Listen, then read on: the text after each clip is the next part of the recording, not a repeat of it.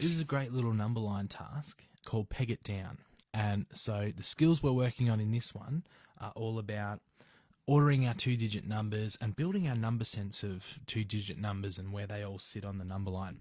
So for this, you just need a measuring tape like the one I've got here and 2 pegs. If you don't have pegs, paper clips can work really well as well. So I'm sure every teacher's got plenty of paper clips lying around. So how this game works is you play it in partners.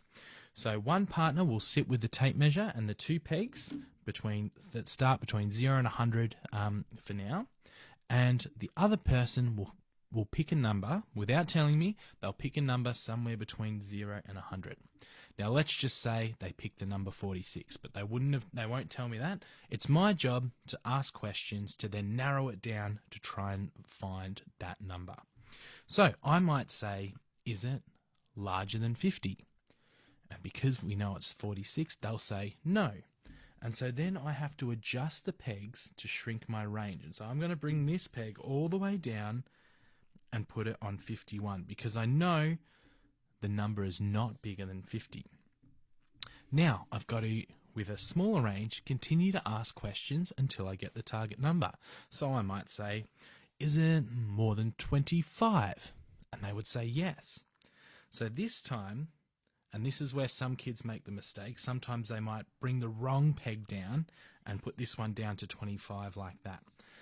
So you just got to be careful to really teach them to think about, all right, if I've said it's more than 25, which numbers aren't going to be available anymore? And I know it can't be any of these lower ones, so I'm going to this time get the bottom peg and bring it up to 25 because it's not lower than 25.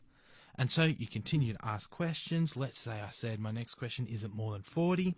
They said yes. I would bring this peg up. Is it more than 47? They might say no. I might say, is it more than 43? They might say yes. So I bring this up until I'm left with just a few numbers. I might say, is it 44? They'll say no. Is it 45? They'll say no.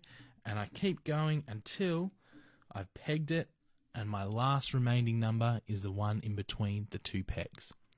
So that's called Peg It Down. Really good practice using number lines and building our number sense of where all the 2-digit numbers sit between 0 and 100.